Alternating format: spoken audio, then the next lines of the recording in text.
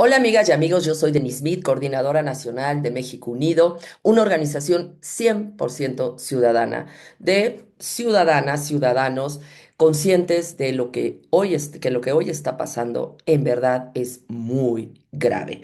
Muchas personas creen que porque no está ardiendo el país, bueno, sí está ardiendo en muchas zonas, todavía no es necesario que yo salga, que yo me una. Es que necesitamos que se unan porque no podemos solos. Pero bueno, no los quiero alarmar, pero sí hay que hablar de lo que hoy está pasando. Un régimen en donde Morena literal nos está poniendo la bota en el cuello, la bota militar en el cuello. Pretende pasarnos de un régimen de leyes e instituciones a un régimen de botas y rifles, en donde la militarización del país ya es un hecho.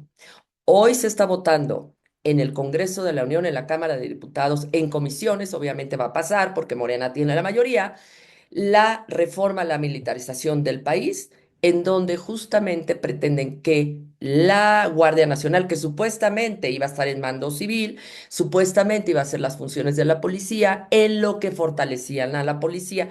Esa fue la promesa de López Obrador. Ustedes recordarán que nos decían, déjenlo trabajar, pidió 6 meses para poder que su estrategia funcionara. Ni fortaleció a las policías, ni funcionó su estrategia de abrazos no balazos, que prácticamente es una confesión y una evidencia de la complicidad con el crimen organizado, ni tampoco el mando civil de la Guardia Nacional se respetó, porque ahora la propuesta es que pase a las fuerzas castrenses, a las fuerzas armadas, militarizar la fuerza, militarizar la seguridad pública. La seguridad pública, que nosotros como civiles necesitamos, por ejemplo, si te asaltan, una mujer que es violada, que se acerque un policía, que sea el primer respondiente, que esté capacitado justamente para darle los primeros auxilios psicológicos, para atender a las víctimas. Pues no, ahora van a venir miembros del ejército que no están capacitados para eso, porque esa no es la esencia del ejército. Pues bien, en manos de estos nos están dejando a la población. Y justamente la militarización del país es algo gravísimo, no ajeno a México. Ya en los años con Porfirio Díaz, con Calles, con Echeverría, lo hemos vivido. Sin embargo, ya habíamos salido de esta condición totalmente oscura para México, violatoria de todos los derechos humanos. Ahora estamos regresando y hay que entender los efectos negativos y el impacto tan profundo y multifacético que va a tener para la sociedad y para la política en nuestro país. Pues bien, esto es por primero, como les decía, aumento en las violaciones de nuestros derechos humanos, ya que la presencia militar en tareas de seguridad pública ha sido siempre asociada con un aumento en las denuncias de ejecuciones extrajudiciales, desapariciones forzadas, torturas y detenciones arbitrarias. Hemos escuchado de muchísimas arbitrariedades por parte del ejército, denuncias contra los derechos humanos y no se ha hecho nada. Claro, hay una piedra en la Comisión Nacional de Derechos Humanos que va a ser como que no pasa nada, que este país está maravilloso. También cientos de familiares de desaparecidos que denuncian estos casos. ¿Y López qué intentó hacer? Desaparecer a los desaparecidos para decir que aquí no pasa nada. Rasurar las cifras, como lo hizo en la pandemia, que rasuró terriblemente las cifras de muertos, pues ahora pretendió hacer lo mismo, pero no contaba con que las familias finalmente no lo permitieran. También, por otro lado, en las dictaduras se perpetúa la violencia, ya que en lugar de reducir la violencia, la militarización puede contribuir a una escalada al crear un ambiente de conflicto y enfrentamiento. También algo que es muy grave y que ya estamos viendo es el debilitamiento de las instituciones civiles. La dependencia en las Fuerzas Armadas para tareas de seguridad puede socavar el desarrollo y la eficacia de las instituciones policiales y judiciales civiles. Esto ya es un hecho en México, desgraciadamente. Y bueno, a los policías se les ofreció que se les iba a fortalecer, con eso nos quedamos nosotros tranquilos, también la sociedad, Pero esto no solo están haciendo como que nunca lo dijeron, sino están buscando la manera de eliminar finalmente al mando civil. Por otro lado, también puede haber un impacto desproporcionado en las comunidades, negativo obviamente, en las comunidades vulnerables, ya que las comunidades pobres y marginadas a menudo sufren de manera desproporcionada los efectos negativos de la militarización, incluyendo la violencia, el desplazamiento forzado y la estigmatización. También la erosión de la transparencia y la rendición de cuentas. La opacidad que a menudo rodea las operaciones militares puede dificultar la supervisión y el control de sus acciones.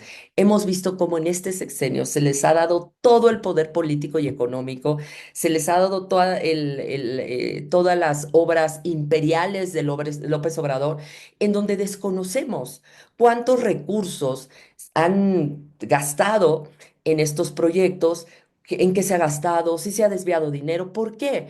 Porque decidieron que era un asunto de seguridad nacional en donde pues al ser un asunto de seguridad nacional, la prioridad era que no se supiera.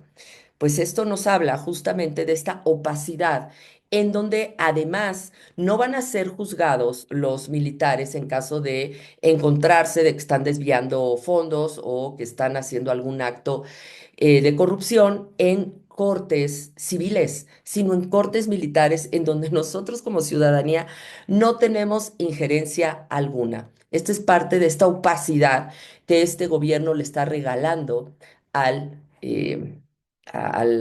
ejército. Peor aún, esto es más grave. Por un lado, se está debilitando al Poder Judicial, que es parte de los tres poderes de la Unión, es decir, ejecutivo, legislativo y judicial. Estos tres poderes que comparten el control del poder, pues de alguna manera dos ya han sido acotados por López Obrador, ya tiene el poder ejecutivo, ya tiene el poder legislativo con la mayoría de Morena, con esta mayoría ilegal, esta mayoría corrupta que les otorgó el INE. Y por otro lado, el debilitamiento y acotamiento también del Poder Judicial con la destrucción de la estructura de cómo así ha venido operando, poniendo en riesgo de que entren como jueces personas de Morena, obviamente, pues a favor de quién van a legislar, a favor de quién van a salir las sentencias y peor aún, en este sexenio, gracias al Poder Judicial, se detuvieron muchísimos proyectos que iban a lastimar el medio ambiente. Se obligó a dar las vacunas a los niños que sus papás se amparaban, los medicamentos con cáncer. El Poder Judicial fue un control, un contrapeso a la arbitrariedad de López Obrador. Esto lo mantuvo siempre muy enojado. Entonces, no solo es un acto de revancha el destruirlo, sino también el poder, el tener el poder absoluto, porque sabemos perfectamente que Claudia va a ser ni siquiera vicepresidenta, va a ser un títere de López Obrador. Es por eso que él necesita salir, antes de salir, consolidar este terreno. No solo es tener el ejecutivo, el legislativo, el judicial, militarizar al país, o sea, eliminar el control civil del Poder Judicial, llevarlo al ejército y peor aún, están por pasar una reforma constitucional para desaparecer otros órganos, otras instituciones que controlan a López Obrador, controlan el gasto, transparentan, nos informan, que son el INAI, la COFESE, todos estos organismos que de alguna manera a nosotros nos han mantenido informados, de ahí han salido toda la información sobre las corruptelas de los hijos de los primos, de todo esto que nos hemos enterado, que son realmente una mafia, un cártel de delincuentes lo que está en el poder, pues ha sido gracias a estos organismos. También los van a desaparecer. En unos días van a presentar esta iniciativa y obviamente ustedes saben qué va a pasar. Pues todo esto en conjunto nos lleva a un control total de un personaje que está militarizando, que ya prácticamente militarizó al país y eso justamente, así es como se empiezan las dictaduras.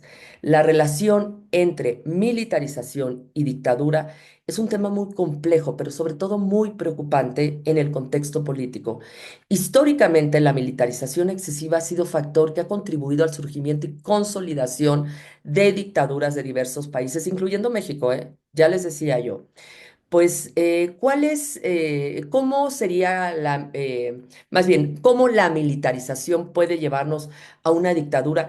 ¿Cómo es ese proceso? Pues es lo que estamos viendo, como les decía, el debilitamiento de las instituciones democráticas, estas que nos ayudan a nosotros a controlar al gobierno. Y por último, además de la COFES, el INAI, todos estos, el INE. Ese INE que nos garantizaba elecciones transparentes, elecciones equitativas, que regulaba al régimen, pues ese ya no existe.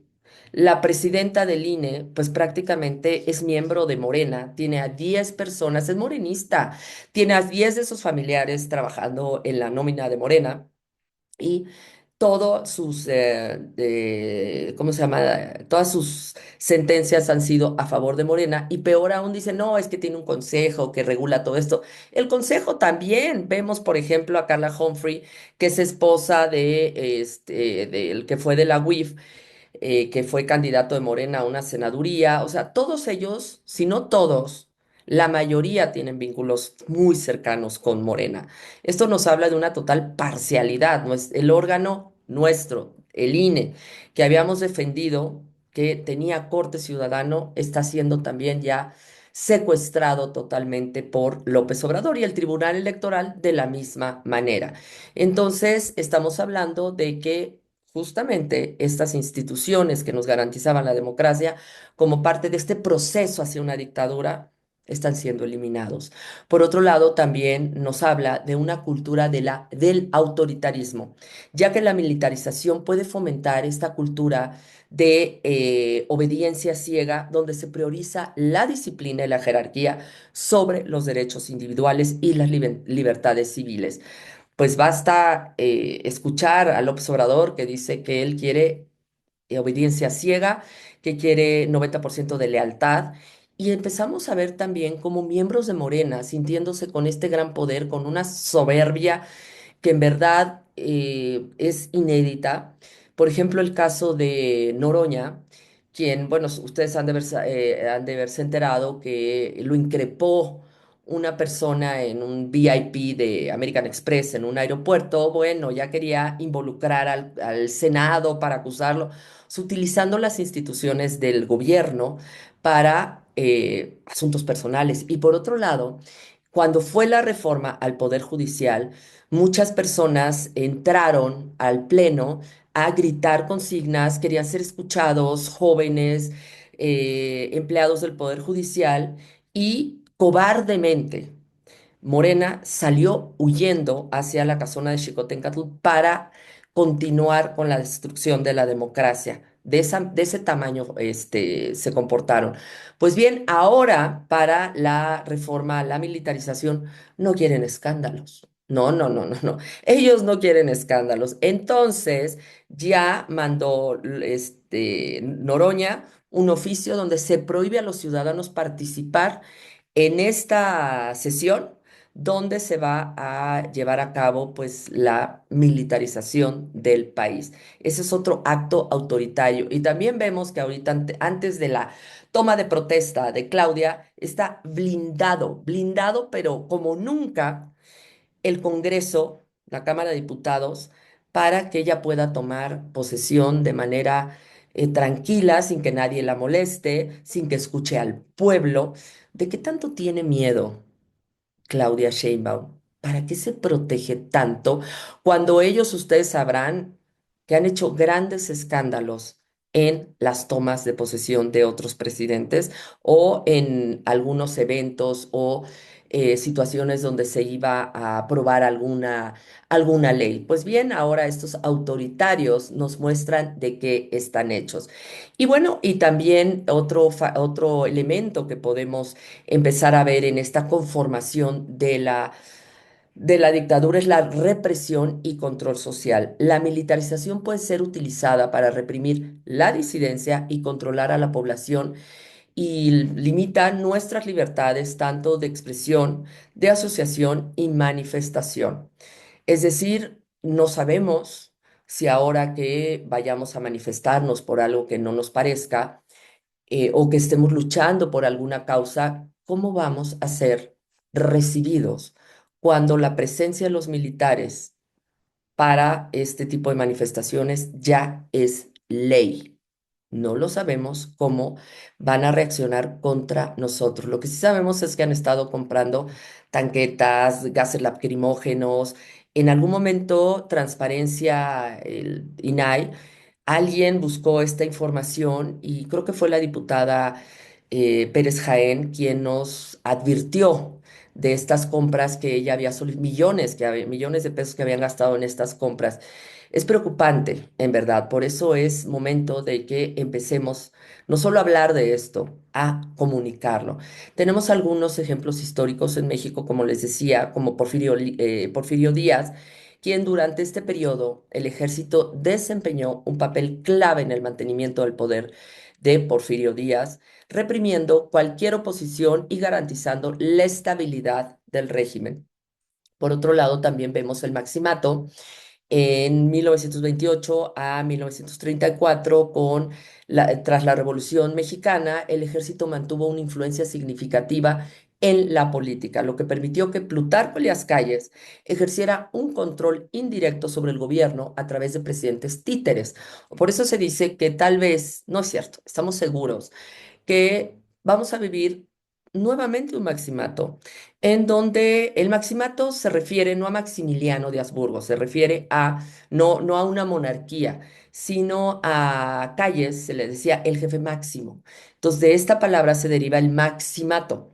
Por eso también creemos que pues va a ser nuevamente un maximato, porque Calles utilizó a tres presidentes como títeres hasta que llegó Cárdenas y en este caso, pues el títere de esta época moderna va a ser Claudia Sheinbaum de López Obrador. Nuevamente volveremos a vivir este maximato y en ese entonces, pues también se utilizó las Fuerzas Armadas.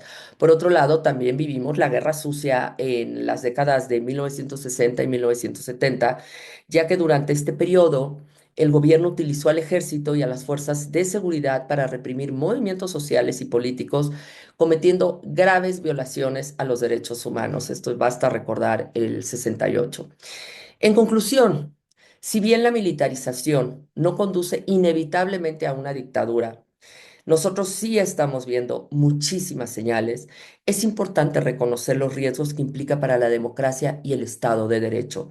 Es fundamental mantener un equilibrio entre la necesidad de seguridad y la protección de las libertades civiles, fortaleciendo las instituciones democráticas y promoviendo la transparencia y la rendición de cuentas en todas las operaciones de seguridad. La historia nos ha enseñado de manera constante que la vigilancia y la defensa de los valores democráticos son esenciales para prevenir el surgimiento de dictaduras.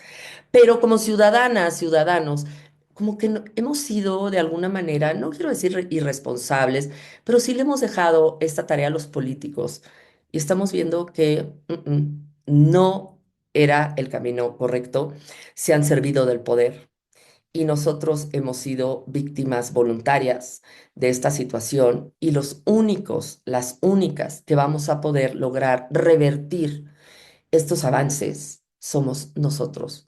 En México Unido lo vimos venir desde 2017, que ya era inminente que él iba a ganar y empezamos a reunirnos, empezamos a conformarnos en células, no teníamos idea qué se hacía, no sabíamos qué iba a pasar, había una gran incertidumbre, pero sabemos que algo había que hacer. Y fue así como empezamos a conformarnos en organizaciones. Hoy México Unido ya lleva más de 7 años conformado y somos ciudadanas, ciudadanos en todo el país, en todo el territorio nacional, que salimos, organizamos marchas, organizamos diferentes eventos también a nivel estatal, municipal, para tratar los temas que nos competen como sociedad civil, nos sumamos a las causas. Solo es la única manera, la única. no solo de mantener la democracia, de consolidarla, pero sobre todo de evitar las amenazas que tanto estamos viendo. Pues los invitamos a que se sumen. No está todo perdido, tenemos que dar la batalla. Aquí seguiremos. Muchísimas gracias y nos vemos en la próxima cápsula.